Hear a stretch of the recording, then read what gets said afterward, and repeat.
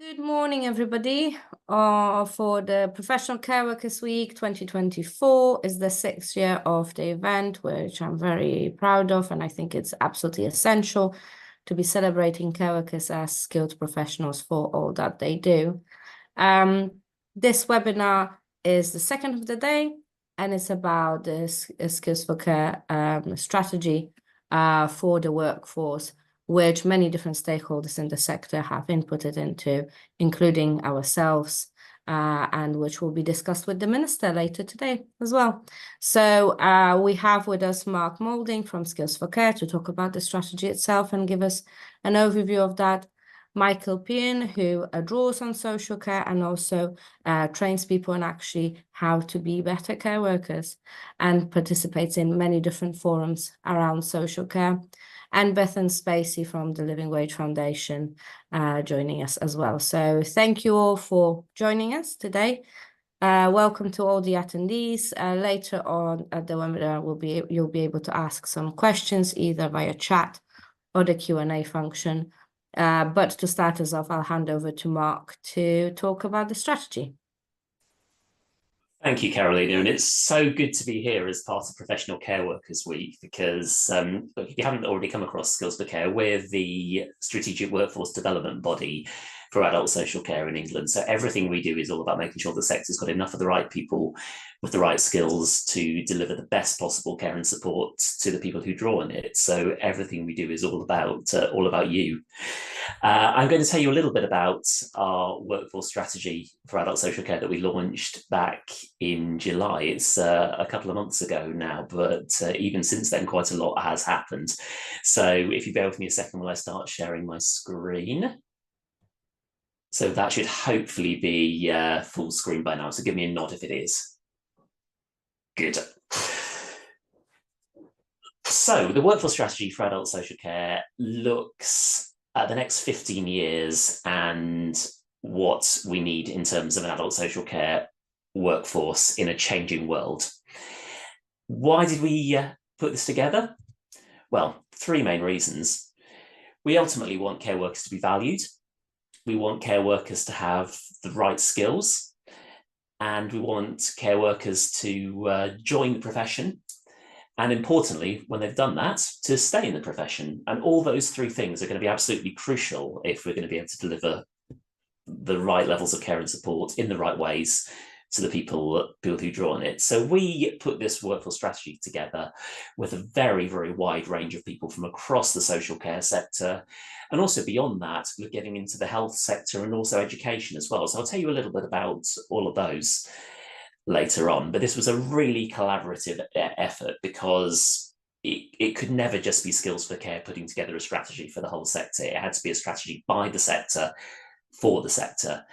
And in the space of actually not very long, that's what we've come up with. And together we launched it in July to a really, really warm welcome. And the view from a lot of the people responding to the launch of this was that this is really important. This has been needed for a long time. And now it gives us solutions to all of the challenges that the adult social care sector faces. So why do we need a workforce strategy for adult social care? Well, I would start by giving you some of the context, and you may have seen some of these numbers before, but on the day we launched the workforce strategy, we also published our latest Size and Structure of the Adult Social Care Sector and Workforce in England report, which looks at a lot of the numbers relating to the size of the workforce and a few kind of elements of how that workforce is made up. So the first one there, nearly 1.6 million of you working in social care, and that accounts for 5.4% of all jobs in England. So we have a mighty workforce. And when you think about sort of what that number of people are contributing to the economy as well, it's enormous. So in the year that this report covered, which is April 2023 until March 2024, we saw an increase in filled posts, which is the posts with people doing them. That went up by 4.2%, so we had 70,000 more than we had the previous year. We still had 131,000 vacancies on any given day, though, which is a vacancy rate of 8.3%. So that's around 3 times more than the vacancy rate for the wider economy. It was down on previous years, but that's still a very significant number of posts that are vacant on any given day. 26% of people working for independent care providers left their jobs over the course of the year. So obviously just over 1 in 4. Not all of those will have left the sector. Some people will have moved into other roles within social care. But what we normally see is a reasonable chunk of people leaving the sector altogether. And while the numbers were improvements on previous years, that was primarily driven by the level of international recruitment. So we had 105,000 care workers join from overseas in the year in question. That was up 25,000 on the year before that. And at the same time, we saw that the number of workers with a British nationality in the workforce had fallen by 70,000 over the past 2 years. So this goes to demonstrate that kind of while the workforce has been growing, it's recruitment from overseas that's been driving that, and we still face lots of challenges on the domestic recruitment and retention fund. So that's one of the things that the workforce strategy is here to tackle. And some context about the future as well. In that new data we released, we identified the need for well over 500,000 more care workers over the period that the strategy looks at. So by 2040, so 540,000 new posts needed, and that's after we filled all those vacant ones, I should say. We're looking at growing the overall care workforce by 30% if we're going to be able to keep up with the growth in the number of people in the population over the age of 65. So as well as those numbers, 3 main things are driving change and the need for this strategy. So one is the shape of care. We know that more care is going to be delivered in the community. We know we're going to need more personal assistance, for example. Another is the changing shape of work. People's expectations are changing, and that's been accelerated post-pandemic. And there's some real opportunities here for social care, because we know that one of the things people want is more flexibility, and social care can offer that. So there's these aren't all just challenges, there's opportunities too. And another is the changing shape of education, because the way we learn is changing as well. More of it's online, more of it's bite size. So the way that training is delivered needs to adapt as well. So just a little bit of a history as to how we got to the launch of the workforce strategy in July and where we are right now. As I mentioned earlier, it came together really quickly, and thanks to some really truly amazing collaboration from across the sector, we started this work less than a year ago in October of last year, and that's when we started the researching and planning. And the most of it happened between November and the end of May this year, where all the hard work to develop the strategy happened. We took a couple of months to finalize it and ready for that launch in July. And where we are now is what we're calling the implementation phase. And I'll tell you a little bit towards the end of what's been happening post-launch. So I want a big cheer when I see the Care Workers Charity logo appear on this sea of logos from the organisations that collaborated with us on the strategy and have helped to put it together. So you can see that this is not even an exhaustive list.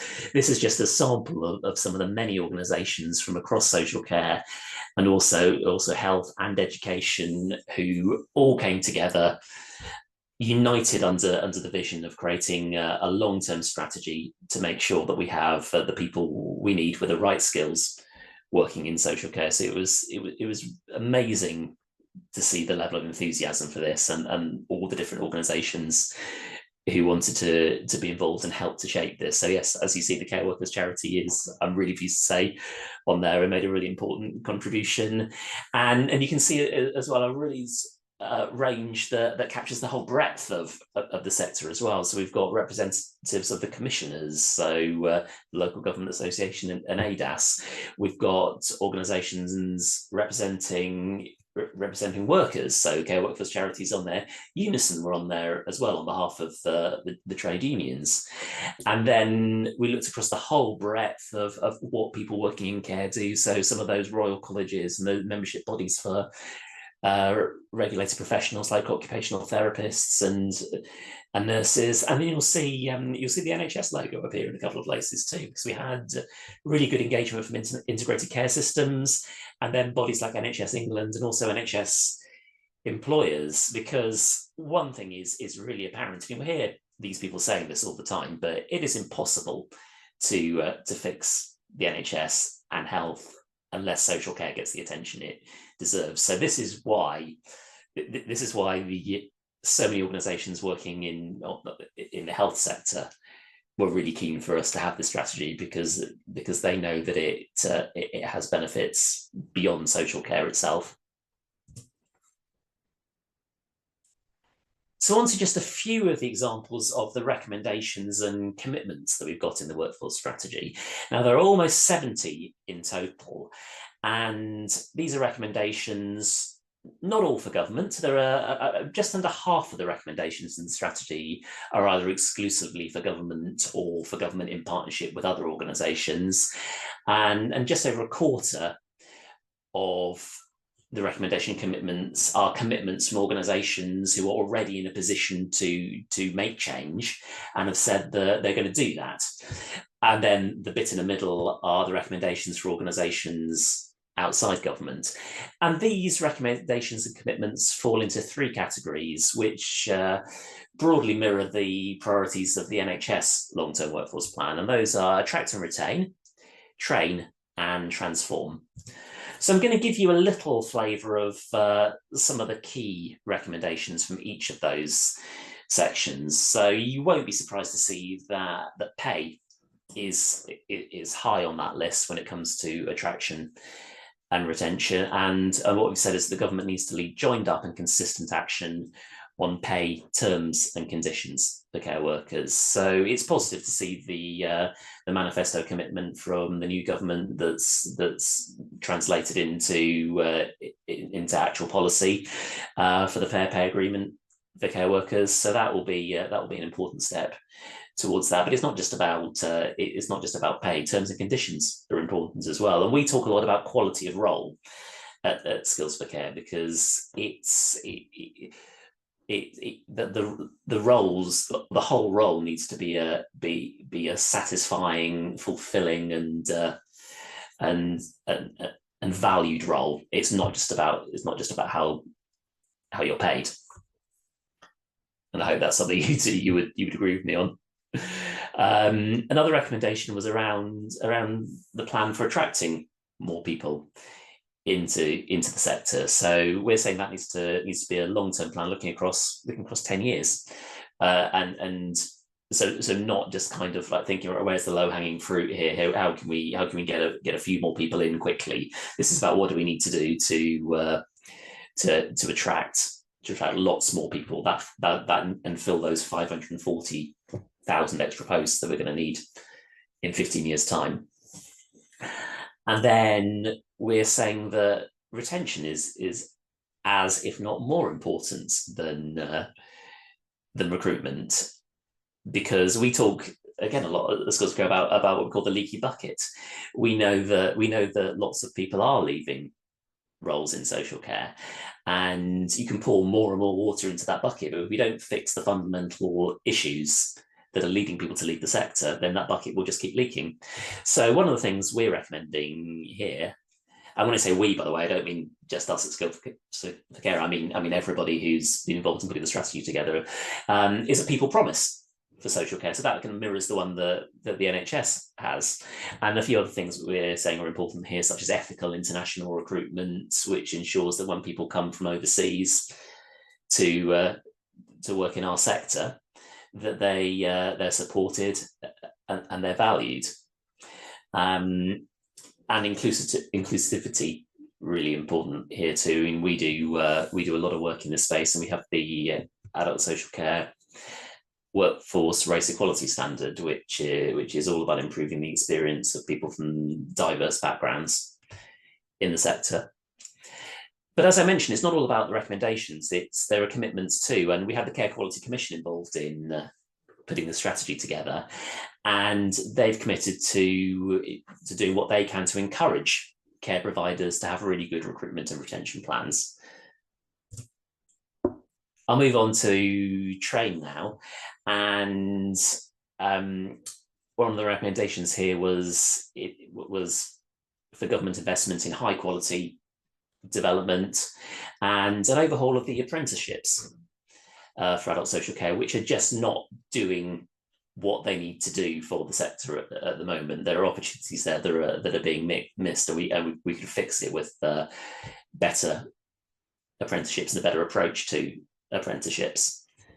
And as with a lot of this, we're saying we can't just do this on a short-term basis. There needs to be a 3-year funding commitment for that. Another recommendation is around a national framework for career progression,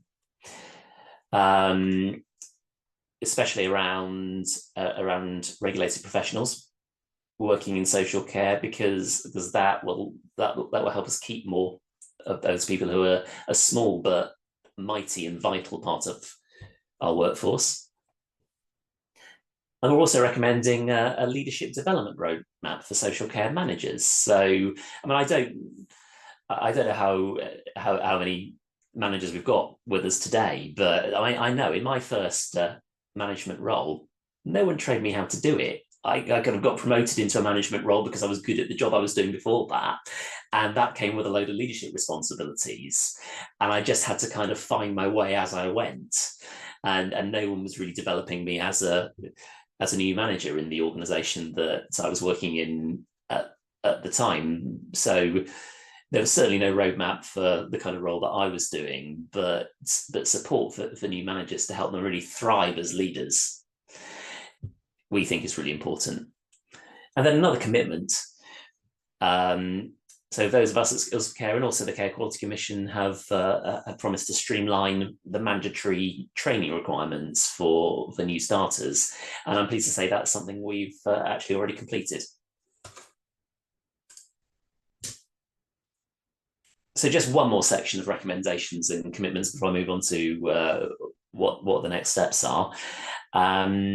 So these are the really big things, not necessarily the most expensive things, actually, but the really big things that will make a transformational difference to how we support people working in social care. So the first thing we're saying is a legislative basis for this kind of workforce strategy and a central body for implementation. So health has all of this. There is a law that says the Secretary of State has to set out a plan for meeting the needs of the health workforce at least every 5 years. And there's the central body for doing that work in the form of the NHS. We don't have that for social care, and we're saying we need it.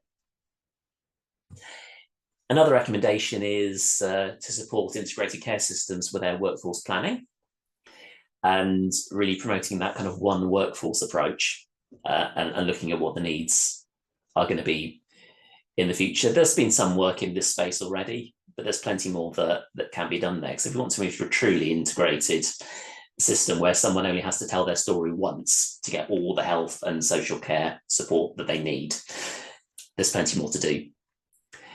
And then finally, this proved to be a really thorny issue during the development of the strategy. It's around a register for social care workers. So you might well have your views on whether there should be one, and I'd be really interested to hear those afterwards. But what we found in developing the strategy, we had some organisations and people taking the view that registering all care workers on a professional register is absolutely crucial for care workers being sort of getting the recognition that they deserve and being valued in the way they deserve. However, However, at the other end of the spectrum, we had people saying that that approach puts compliance before personalisation, and didn't feel appropriate. So there was a lot of disagreement as to whether it would be the right thing to do for all care workers to be registered. And what came from this was the realization that actually we don't have enough evidence at this stage as to what the impact would be, and whether it would make sense for such an enormous workforce, given the scale of the challenge to achieve that. So this was a commitment from the steering group, who led the development of the workforce strategy to conduct research to look at what registration might look like and what the impacts of it might be. So that's something that we're all taking forward.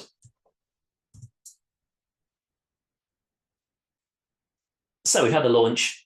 What happens next? Well, as I mentioned earlier, we're into the implementation phase now, and that involves a lot of things. It involves the organisations who have committed to actions, taking those actions forward. So that one I just mentioned on the research on registration, that's something in the process of setting up now. It's also about influencing the people who have the power to enact the recommendations of the strategy. So having lots of conversations with government at the moment, as you would expect. As Carolina mentioned, there's the ministers having a roundtable discussion with a number of leaders from across the sector this afternoon, and there's a few of those taking place. So we hope that the workforce strategy and the recommendations in it are going to be a really common theme in those conversations that the ministers having, and will come away from those with a real sense that actually there's a lot of the hard work has been done here in identifying what needs to happen, and now it's just a case of getting on with it and implementing recommendations from the strategy. And we're also talking to a lot of the civil servants as well, and we've been really pleased with the response we've had, and there's a sense that there's some useful stuff here, and we're really keen to work with government to make it a reality.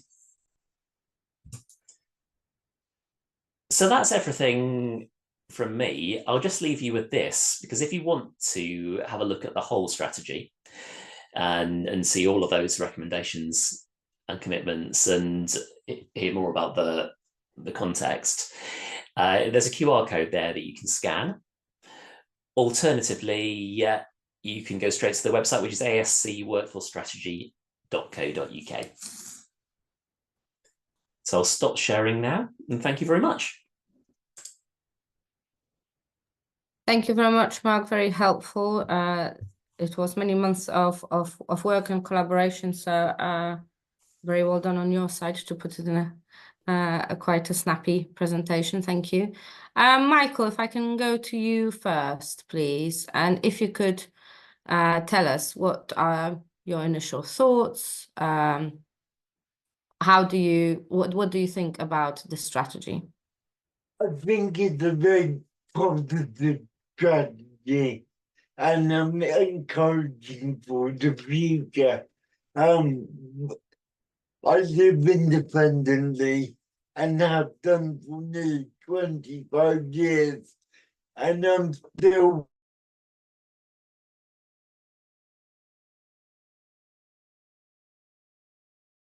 You're frozen on my screen. am I back? Yes.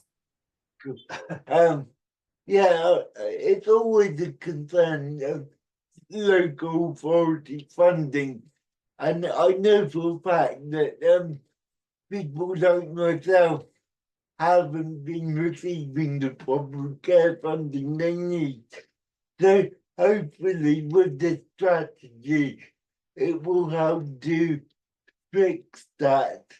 I really hope so, because I and others have gone through really stressful periods over the last, say, 10 years. And I don't think that can be ignored. If that's okay. Yeah, thank you, Michael. That's a very important point. And we talked about it in the past where you've been involved in improving training for care workers, and obviously you employ your own PAs. In terms of the training and development piece of it, what are your thoughts? I think that's excellent, and I think there does need to be an expansion on training within different areas, particularly more on, I would say, personalization and naive one size doesn't fit all, that kind of thing there. Whether that can be amalgamated with current courses, I think it's worth thinking about, perhaps. Thank you, very helpful. And Bethan, what are your thoughts?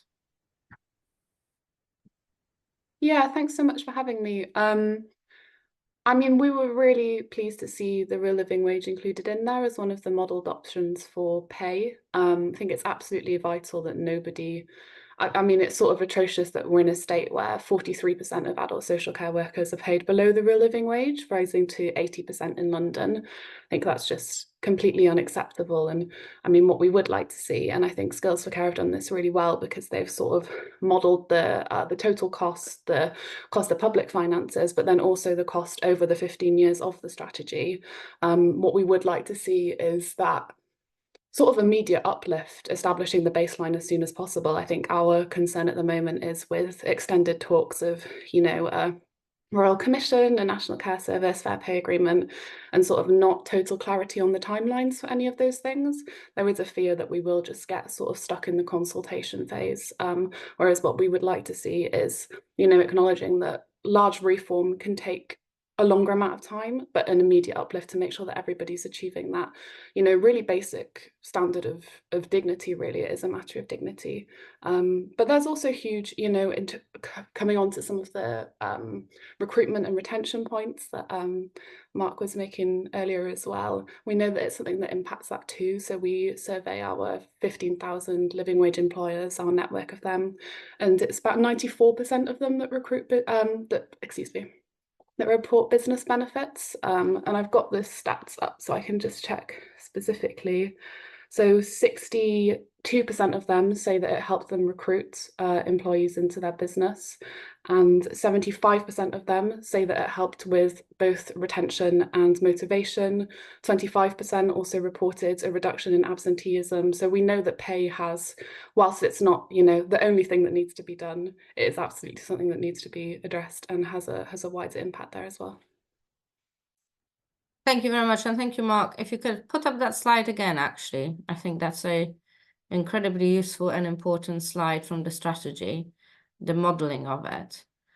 And obviously often social care is put next to, against, however you want to think about it, the NHS, who has generally much bigger funding for a smaller workforce, I'd like to point out. I think it was very helpful to have this modeling done to include NHS savings, because it is a system for health and social care. And I think it's quite striking that no matter which line you look at, and I've double checked, I'm quite sure I'm right, the NHS savings are much bigger than the cost of public finances for actual wage uplift for care workers. So I think that's a very important point to be made, that first of all, social care is there in its own right as a service to support people's lives and well-being and provide care, but also as a service that has preventative function for healthcare for the NHS, and if properly funded, could actually save the NHS a huge amount of money, could prevent people ending up in the hospital so often or having to draw on other healthcare services. And I hope that this in particular would be one of the big arguments that we could be making, we will be making to the politicians who say, oh, but there is no money available. But actually, can you afford to spend 223 million on the NHS when you could potentially be spending only 30 million on social care, on the wage uplift, and see savings on the NHS that are almost eightfold. So yeah, I think that's very helpful and presented so clearly as well. I honestly think this is something we should be almost gluing to our foreheads and walking around with every meeting we go to. So yeah, thank you, Bethan. Michael, was there anything in the strategy that you didn't see that you would have liked to have seen? No, I don't think so, because my point of view, as I think I said a year ago, it, an attractive wage, and I'm very pleased to see that being promoted in a way. I think that there's potential for more focus on independent living and encouraging people like myself to live a normal life, if you like. But that goes against the funding problem. I know I come back to what I said just now. And in reality, it's not all rosy, unfortunately, but I mean, the strategy, as I said, it's really positive, and yeah, they're just looking forward to it being implemented and hopefully seeing real change on the ground, Thank you very much, very helpful. Bethan, anything from your side that you would have liked to see, or any other comments of that nature? Not really. I mean, I think the depth of detail and the amount of sort of consultation that went into it is incredibly impressive, which is why I think it's so important that the new government do take this forward. Like, it's really like a framework that they've been given. So it'd be really foolish to just be like, no, we're going to go do our own thing and start another commission. But we will see. We'll see more details on that. Yeah, I guess the only thing that might be a note to ourselves as well as everyone else is, I guess, the sort of how we frame it. So we've gotten the strong feedback that Labour are going to be, especially in this sort of initial phase of government, framing everything within their 5 missions. One of those is an NHS fit for the future. Another one of those is kickstarting economic growth. So as frustrating as it may be to us, because there's such an obvious moral case for social care reform, I think also having that extra framing around, exactly like you mentioned there, Carolina, this is how it affects discharge from hospital, being able to make that argument. This is how much it contributes to the economy, which is something we're trying to do at the moment. We're developing an economic multiplier tool with Cardiff Business School to show if you pay the real living wage in different sectors, this is how much it contributes to the economy. Yeah, I think those are the things that will hopefully drive it home. And I mean, there's so many angles at which you could make an argument to implement this, basically. Yeah, there's 3 of the government's missions that we think social care is really relevant to. So as you say, the one about building an NHS fit for the future, which simply will not be possible unless social care gets the attention it deserves. There's kickstarting economic growth, or if you look at there are up nearly £60 billion a year that the sector contributes to the economy, and with the potential to contribute so much more as well. Yeah, we've got a stake in that one for sure.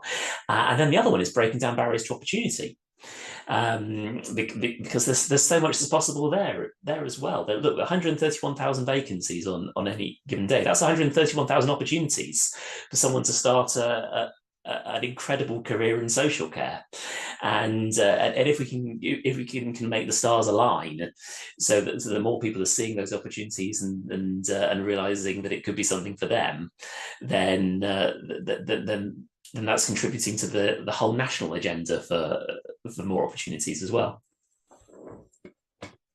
Thank you. I think going back to kickstarting the economic growth on individual basis, for people to have enough money to actually have some disposable income, it's also a very good thing to the economy that it feels like it's often forgotten about. We have care workers applying for our grants saying, I can't afford the basics and my bills go on a credit card every month. That is not good for the economy, apart from maybe people who make money from credit card fees. Yeah, people need to have money beyond paying for the basics to spend them in the locality, to spend them further out. So that drives business and that drives the economy as well. So I think it is a very important point that on a very low wage that care workers are on, most of them don't really have any disposable income, can barely make ends meet, and many don't actually make ends meet at all. So I'd really like to drive that kind of point with the government as well. Michael, your top 3 asks about social care to the new government. Probably, well, firstly, obviously, getting a good wage, and for that to be sustainable in the future. Second, I guess, retention obviously vital for people living in care but independently. I'm lucky enough to have little change in my care support system. I've had all of my PAs for the past 10 years, luckily, but I've had to kind of fight for that financially and kind of go with almost a begging bowl to keep the wages good. But which someone like me shouldn't have to do. So that's number 2. And yeah, I think there's some overlap there, but yeah, 3 well, it overlaps in the 3, so if I can leave it there. Thank you very much. And Bethan? I think, yes, good question. I think coming back to what I said before around, in terms of time frame, we would want to see an immediate uplift of low paid workers that are just really like need a lifeline. So that immediate establishment of a floor for pay in the social care sector before the rollout of wider absolutely vital reform. Secondly, that it is publicly funded. I think it makes me really nervous when we the idea of this being sort of put in legislation without any sort of putting your money where your mouth is. And I think it's important that it goes into legislation, via the Employment Rights Bill and then the Fair Pay Agreement, in the sense that it reaches the whole sector, not just the publicly funded parts of the sector. But it is absolutely vital that the money follows, because there's, obviously so many employers we speak to every day that would love to do this, but are really, really struggling. And then the third, that it sort of goes further. Obviously, I can only comment on pay and conditions, but even within pay and conditions, we'd like to see travel time paid at the real living wage as well. We'd like to see sleep-in shifts also, and we would also like hours to be looked at. I think it's a shame that the commitments on sort of getting rid of 0 hours contracts have been completely scrapped, but definitely something around insecure work, because it's a package that you can have really good pay, but if you're not getting the hours and shifts are getting pulled last minute, or you're getting asked to come in last minute, it's not doing a whole deal for your everyday life. Lovely, thank you. Mark, I don't want to put you in a position of, oh, can you give us your priorities, but you've also just presented the workers' plan. So if you want to add anything, that's fine. If you want to, if we're in America, plead the fifth is also fine. No, I think I probably just need one, to be honest, and this will come as no surprise to anybody, I would imagine. But it's actually no, I'll take 2 if that's okay. I mean, the first one would be to see social care as being critical to the success of those missions we just talked about. which it absolutely is, and then to work with the sector to get the recommendations of the workforce strategy implemented. They don't have to all happen at once. They don't all have to happen right now, but the place to start is to go through and look at what's possible in the short term, what will take a bit longer, and start to prioritize things in collaboration with the sector, and then start to make them happen. Thank you very much. And I think from us at the Care Workers Charity would be speed. We really can't, the sector really can't afford to be waiting 3 to 5 years for many commissions to be slowly looking into things that we've just looked into with the Adult Social Care Workforce Plan. I wish the government would take it as at least a starting point to the work rather than starting completely from scratch. And secondly, the kind of understanding and realization that if care workers are not well within themselves, whether it's pay, travel time pay, sick pay, working conditions, respect and recognition of the work, recognition of them being skilled professionals, then we can't expect them to deliver good, definitely not great care. And that needs to be an understanding, I think. And care workers are by nature very giving people, easy to take advantage of, and they have been taken advantage of for many decades now. And I think this government needs to put a stop to that, because it is not fair on people that are so caring and so giving to work in generally in the conditions that they have to with such poor government funding and such poor support around them being skilled professionals. Would anybody like to add anything else? No. Right, well, thank you very much. Huge thanks to Mark for presenting the strategy, to Michael and Bethan on your thoughts, to everybody else who's attended and listened. Like I mentioned earlier, this has been recorded. They will be on YouTube for us to share as soon as we can. And thank you very much for joining us for day 3 of the Professional Care Workers Week. And have a lovely afternoon and rest of the day. Thank you. Thanks so much. Thank you. Bye-bye.